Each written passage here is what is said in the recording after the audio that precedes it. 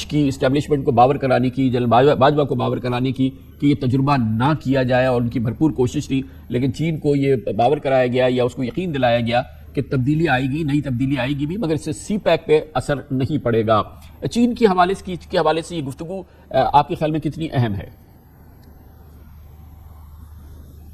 دیکھیں، میرا خیال ہے کہ احسن اقبال صاحب کیونکہ سی پیک کے ساتھ پہلے بھی وابستہ تھے اور اب بھی وابستہ ہیں، لیکن اس میں تھوڑی سی ان کو محتاط گفتگو کرنی چاہیے، کیونکہ کچھ اس معاملے کے ایسے پہلو ہیں جو کہ بڑے امپورٹنٹ ہیں اور اس کو انہوں نے ٹچ نہیں کیا۔ مثلاً یہ مناسب ہوتا کہ وہ بتا دیتے کہ جب 2018 کی انتخابی مہم شروع ہوئی تھی تو چیئرمین تحریک انصاف سمیت بہت سے جو تحریک انصاف کے رہنما تھے، انہوں نے اپنے انتخابی جلسوں میں اور کچھ لوگوں نے پریس کانفرنسوں میں یہ دعوے شروع کر دیے تھے کہ جو سی پیک کے منصوبے ہیں ان میں کچھ کرپشن ہوئی ہے، اور جب تحریک انصاف کی حکومت آئے گی تو وہ ان کا دوبارہ آڈٹ کروائے گی۔ اور اس میں سے ایک الزام یہ بھی تھا جس کا کہ احسن اقبال صاحب نے اس کے ذکر بھی کیا کہ سکھر ملتان موٹر وے کا جو پروجیکٹ ہے اس میں 70 ارب روپے کی کرپشن ہوئی تھی۔ تو احسن اقبال صاحب جو ہیں ان کو چاہیے تھا کہ وہ یہ بتا دیتے کہ جو 2018 کی انتخابی مہم تھی، اس انتخابی مہم کے دوران ہی سی پیک کے بارے میں تحریک انصاف کی قیادت نے کچھ متنازع قسم کے بیانات دیے تھے، جس کی وجہ سے اس زمانے میں جو پاکستان میں چین کے ایمبیسڈر تھے، مجھے اچھی طرح یاد ہے کہ انہوں نے مختلف صحافیوں سے بھی پوچھنا شروع کر دیا تھا کہ یہ کیا تحریک انصاف والوں کو ہم سے سی پیک سے کیا پرابلم ہے۔ تو ایک تو یہ معاملہ تھا، لیکن دوسرا معاملہ یہ ہے کہ اسد عمر صاحب کا جو جنرل باجوہ صاحب کے بارے میں جو ان کا جو ایک آپ نے کلپ بھی چلایا ہے، اس کی تو ذاتی وجہ جو ہے وہ مجھے پتہ ہے، ان کا ایک ذاتی مسئلہ ہے، میں اس کا عینی شاہد ہوں کہ جنرل باجوہ صاحب نے جب اسد عمر صاحب IMF کے ساتھ مذاکرات کر رہے تھے، واشنگٹن میں تھے، تو جنرل باجوہ صاحب نے ہمارے سامنے پوری ایک ڈیٹیل کے ساتھ ایک پورا کیس پیش کیا اسد عمر کے خلاف کہ اس آدمی سے وزارت خزانہ نہیں چل رہی، یہ اکانومی کو نہیں چلا سکتا، اور اس کی جگہ پہ حفیظ شیخ یا شوکت ترین میں سے کوئی ایک آدمی ہونا چاہیے، اور ودن 24 آورز اسد عمر صاحب جو ہیں وہ تبدیل ہو گئے تھے۔ اور یہ جو IMF کے ساتھ مذاکرات ہو رہے تھے اسد عمر کے، ان مذاکرات کا براہ راست تعلق تھا سی پیک کے پروجیکٹس کے ساتھ، کیونکہ اس وقت جو IMF ہے وہ یہ پاکستان کی حکومت سے کہہ رہی تھی کہ پاکستان میں جو سی پیک کے جو پروجیکٹس ہیں ان کی ڈیٹیل کا ہمیں نہیں پتا، ہمیں ڈیٹیل بتائیں کہ چائنا جو ہے وہ کہاں سے انویسٹمنٹ آ رہی ہے، اور اتنے بڑے بڑے اعلانات کیے ہیں کہ 50-60 ارب ڈالر پاکستان میں انویسٹ ہوں گے، تو وہ آپ کا جو اکانومی کے جو فگرز ہیں اس میں وہ ہمیں نظر کیوں نہیں آ رہا۔ تو اسد عمر صاحب تھوڑا ریزسٹ کر رہے تھے، تو شاید یہ وہ ون آف دا ریزنز تھی جس کی وجہ سے اسد عمر صاحب کو ہٹوایا گیا۔ اور تیسری سب سے اہم بات جو احسن اقبال صاحب کو اس کا ذکر کرنا چاہیے کہ عمران خان صاحب کے دور حکومت میں جو ایک سی پیک اتھارٹی بنائی گئی تھی، اور سی پیک کے جو پروجیکٹس تھے ان کو حوالے کر دیا گیا تھا ISPR کے سابق DG lieutenant general retired Asim Bajwa صاحب، اس کے سربراہ بنا دیے گئے تھے، اور وہ اس کو لک آفٹر کر رہے تھے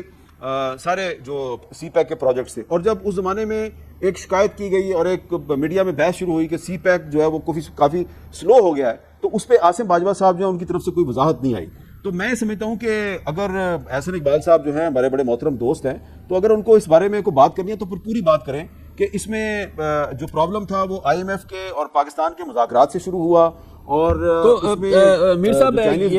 اب تک کی جو بات ہوئی ہے جو کہ جس کا آپ نے بھی صراحت سے ذکر کیا، یہ پوری بات ہے یا اس میں بھی کوئی ابھی بات باقی ہے جس سے یہ بات مکمل ہو؟ کوئی اور اہم شخصیت بھی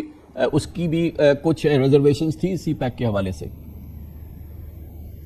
نہیں، ریزرویشنز تو بہت چھوٹا لفظ آپ استعمال کر رہے ہیں کامران صاحب۔ جو جنرل قمر جاوید باجوہ صاحب تھے وہ بہت سے معاملات پہ اکثر صحافیوں کو بلا کے بڑی لمبی ان کے ساتھ گفتگو کیا کرتے تھے، سیاسی معاملات پہ بھی اور اکانومی کے معاملات پر بھی۔ اور مجھے اچھی طرح یاد ہے کہ 5-6 صحافیوں کے سامنے، میں بھی ان میں موجود تھا، انہوں نے بڑے واضح الفاظ میں کہا تھا کہ جو لاہور میں اورنج لائن ٹرین کا منصوبہ ہے، اس میں شہباز شریف صاحب نے بطور چیف منسٹر پنجاب ایک چائنیز کمپنی کے ساتھ مل کے کرپشن کی ہے اور 45% کمیشن کھایا۔ اس پر میں نے ان کو کنفرنٹ کیا، میں نے کہا جی کہ جنرل صاحب کہ اگر شہباز شریف 45% کمیشن کھا گیا اس چائنیز کمپنی سے، تو باقی 55% کے ساتھ تو پروجیکٹ نہیں بن سکتا۔ تو میں نے کہا اس کی آپ کو ڈیٹیل بتانی چاہیے، ڈاکومنٹری ایویڈنس بتانی چاہیے۔ اور پھر بعد میں نے یہ بات جو ہے ایک انٹرویو میں نے شہباز شریف صاحب سے بھی کی، آپ پہ یہ الزام لگایا تھا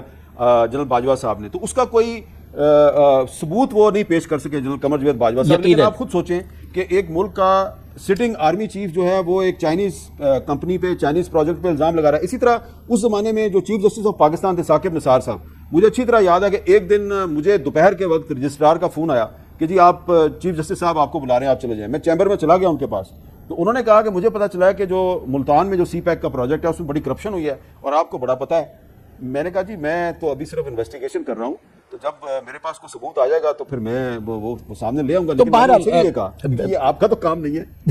अच्छा जाहिद साहब, ये कोई नई बात नहीं है सी पैक पर अदम इत्मीनान, सी पैक के मंसूबों पर करप्शन का इल्ज़ाम। अभी अमीर साहब ने आपको दो बड़े इंपॉर्टेंट वाक़यात बताए, बेतहाशा दूसरे वाक़यात हैं। तो सी पैक के हवाले से पाकिस्तान में शुकूक और शुबहात वाज़ेह यानी कि मजबूरी तौर पे नहीं है, यकीनी तौर पे नहीं है। कौम का बहुत बड़ा हिस्सा, बहुत बड़ी अक्सरियत समझती है पाकिस्तान की बका की, मईशत की बहुत बड़ी एक ड्राइव थी जो पाकिस्तान के लिए बहुत कारगर साबित हुई। सब कुछ है, मगर स्टिल इबाम, शुकूक, शबहात और इल्ज़ामात आपने सुना एक जानिब पिछले वज़ीर आज़म की जानिब से आए तो साबिक़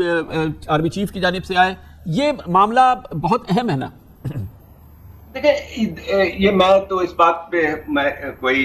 मुझे कोई इसकी विटनेस नजर नहीं आती है कि जो है चाइनीज हुकूमत ने ये कहा हो कि किसी हुकूमत को लाया जाए नहीं लाया जाए। मेरे ख्याल चाइनीज जो रही है अब तक वो इस किस्म की बातें जो है नहीं करते हैं, खासतौर पे मुल्की सियासत के हवाले से। अब ये कि जो ऐसे इकबाल साहब कह रहे हैं उसकी बुनियाद क्या है मुझे नहीं पता कि किस वक्त तक कहा गया था, लेकिन इसमें तो अब कोई हिस्ट्री, इसमें तो कोई दो राय मौजूद नहीं है कि जो इमरान 2018 में इमरान खान साहब को बाकायदा एस्टैब्लिशमेंट के जरिए लाया गया। वो एक आदमी या चीफ ऑफ आर्मी स्टाफ का फैसला नहीं था, बल्कि पूरी आर्मी का एक फैसला था। इसलिए मुझे कि नवंबर 2021 में जो हामिदीन ने अभी तज़किरा किया है कि वो बुला के बात करते थे, मुझे भी एक ऐसा वन ऑन वन जो है उन्होंने बहुत लंबी बात की थी। तो इसमें 2018 के इलेक्शन की बात आई कि उस वक्त हुकूमत इमरान खान की थी। उनका कहना ये था, मैंने कहा कि ये जो 2018 में कहा जाता है कि आप लोगों ने जो है इलेक्शन में बाकायदा जो है जितवाया है, तो कहते हैं कि उसकी वजह ये थी कि आर्मी को मैंने जो अपने कमांडर्स को बुलाया था, तो पहले तो उन्होंने 95% जो थे हमारे कमांडर्स, उनका कहना ये था कि जो है नवाज शरीफ को नहीं आने देना है और वही है कि इमरान खान को। तो उन्होंने कहा कि जो मैंने फिर जो आर्मी कमांडर्स थे उनके फैमिली समेत बुलाया, तो 99 का फैसला यही था कि जो है वो इमरान खान को सपोर्ट किया जाए। तो एक तो बहुत साफ बात है कि एक आदमी का फैसला नहीं था, ये पूरी एक एस्टैब्लिशमेंट का फैसला था। खैर ये तो हिस्ट्री है,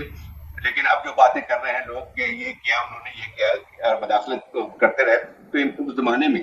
जो भी मदाखलत होती रही है तो उसमें इनको जो पीटीआई को फायदा ही पहुंचा है। आज जो असद उमर का आपने सुनाया, तो बात यह है कि उस वक्त क्यों नहीं रोका गया इनको, क्यों उनको कहा गया कि आप नंबर पूरे करें, और ये बात बहुत साफ थी कि पूरा डिपेंडेंस पीटीआई का उनके साथ था। अब जहां तक सी पैक का ताल्लुक है, देखें कामरान दो चीजें हैं इसमें। ये बात हकीकत है कि सी पैक के हवाले से एक लिहाज से पूरी एक हमांगी पाई जाती है तमाम सियासी पार्टियों में कि ये एक अहम जरूरत है और पाकिस्तान की माशी तरक्की के लिए ये एक बहुत अहम प्रोजेक्ट है, और मेरे ख्याल इसमें कोई दो राय नहीं है। लेकिन देखें असल बात यह है कि ठीक है चाइना वाहिद मुल्क था, जबकि हमारे पास जो है कहीं से फॉरेन इन्वेस्टमेंट नहीं आ रही थी, तो चाइना इस बात पे तैयार हुआ था। लेकिन देखें इसमें हर हुकूमत का एक मेरे ख्याल कसूर है कि देखिए जब चाइना आपको सी पैक के साथ मुआहदा कर रहा था, ये तो हम पे डिपेंड करता था कि प्रायोरिटीज हम अपनी सेट करें, और मेरा ख्याल ये है कि ठीक है बहुत तेज काम हुआ PMLN हुकूमत के दरमियान में, इसका क्रेडिट एहसन इकबाल साहब ले रहे हैं, लेकिन बहुत सारे क्वेश्चन जो है मौजूद थे प्रायोरिटीज के हवाले से कि ठीक है कि जो है वो लेकिन हमने किस चीज मत पे जो है वो खर्च करना है या कौन से प्रोजेक्ट हमारे लिए अहम है। तो एक तो सबसे बड़ा सवाल पैदा होता है कि जो सबसे अहम काम होना चाहिए था वो ना किसी हुकूमत ने ना ही जो है PML की गवर्नमेंट ने किया और ना ही इमरान खान साहब की गवर्नमेंट ने किया। वो ये था कि स्पेशल इंडस्ट्रियल जोन बनाना, वो असल पूरी चीजों का महवर ये बन के आता था। ठीक है बाकी और प्रोजेक्ट हमारे लिए अहम थे। जाहिद साहब ये इसको मैं आगे बढ़ाता हूँ मीर साहब के साथ। चले अब तो इमरान खान को गए हुए 1.25 साल हो गया, ज़्यादा हो गया बल्कि, तो और आगे का भी कोई इस वक्त आसार नज़र नहीं आ रहे। मीर साहब ये बताइएगा सी पैक की अहमियत इस वक्त क्या है, और वो काम जो इमरान खान के दौर में तसाहुल का शिकार हो गए, मसाइल का शिकार हो गए, उन पर कितनी तेज़ी से काम हुआ है पिछले جب سے ان کی رخصتی ہوئی ہے تقریباً 1.5 سال پہلے. اور آگے آپ کو کیا نظر آ رہا ہے سی پیک کی اس وقت جو پرائرٹی ہے آنے والے نظام کے اندر اس وقت کے؟ ابھی ہم نے شہباز شریف صاحب کا دور دیکھا اور آگے وہ آپ کو کہاں نظر آ رہا ہے؟ اس کی اہمیت اس وقت کتنی آپ کو کتنی ٹاپ پرائرٹی پہ موجود ہے؟ کیا ہم کہہ سکتے ہیں کہ اس وقت بھی یہ پاکستان کی اب اگلی والی حکومت کا یہ ٹاپ پرائرٹی ہے، اس وقت بھی ٹاپ پرائرٹی ہے؟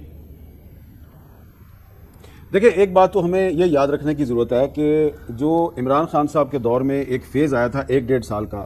یہ وہ دور تھا جب سی پیک کے بارے میں یہ کہا گیا کہ یہ سلو ہو گیا. یہ وہ دور تھا جب پوری دنیا میں ایک بہت بڑی کرونا کی وبا پھیلی ہوئی تھی. یہ ایک پینڈیمک کا دور تھا اور اس دور میں پوری دنیا میں کام بند تھا اور اس کا اثر پاکستان میں بھی ہوا. پاکستان کی انڈسٹری، پاکستان کی اکانومی جو ہے اس پہ بھی اثر ہوا اور اسی زمانے میں جو سی پیک کے پروجیکٹس تھے وہ بھی سلو ہو گئے. لیکن یہ میں اس رائے سے اتفاق نہیں کروں گا کہ جو پچھلی حکومت تھی تحریک انصاف کی وہ کوئی سی پیک کے خلاف کو سازش کر رہی تھی یا اس کے خلاف کوئی وہ چاہتی تھی کہ یہ کامیاب نہ ہو. اس کی وجہ یہ ہے کہ 2-3 آپ کا موضوع نہیں ہے لیکن جو 2-3 ایشوز تھے جس کی وجہ سے جو سابق پرائم منسٹر ہیں ان کے اور جنرل قمر جاوید باجوہ کے جو اختلافات تھے اس کی ایک وجہ یہ بھی تھی کہ میں اس پہ دوبارہ کوٹ کرنے کے لیے تیار ہوں کہ عمران خان صاحب کو یہ کہا گیا کہ آپ امریکہ کے خلاف بہت زیادہ بیان بازی کر رہے ہیں، امریکہ کی مخالفت کم کریں. تو عمران خان نے کہا کہ بھئی مجھے امریکہ نے کیا دیا ہے تو میں امریکہ کی مخالفت کیوں نہ، اور یہ تحریک اعتماد سے پہلے کی بات ہے. تو انہوں نے کہا کہ میں اب چائنا اور رشیا کے قریب جا رہا ہوں تو میں چائنا اور رشیا کے ساتھ اپنا اقتصادی تعاون بڑھاؤں گا. اس پر ان کا اختلاف تھا جنرل قمر جاوید باجوہ کے ساتھ. تو اب اگر ایک آدمی جو ہے وہ اگر امریکہ کو بھی للکار رہا ہے اور ساتھ میں آپ اس پہ یہ بھی الزام لگا دیں کہ وہ چائنا کے ساتھ جو سی پیک کا منصوبہ ہے اس کو بھی اس کے خلاف بھی سازش کر رہا تھا، تو یہ بات جو ہے یہ سمجھ نہیں آتی. ہاں اس میں انکمپیٹنس کی بات ضرور ہے کہ سابق وزیر اعظم کو چاہیے تھا کہ جب جنرل قمر جاوید باجوہ صاحب نے اس قسم کے معاملات میں اوپنلی مداخلت شروع کی تو ان کو اس وقت بولنا چاہیے تھا، بعد میں ان پہ تنقید نہیں کرنی چاہیے تھی. لیکن اب ان کو گئے ہوئے بھی 1.5 سال ہو گیا، لیکن جو موجودہ حکومت ہے اس نے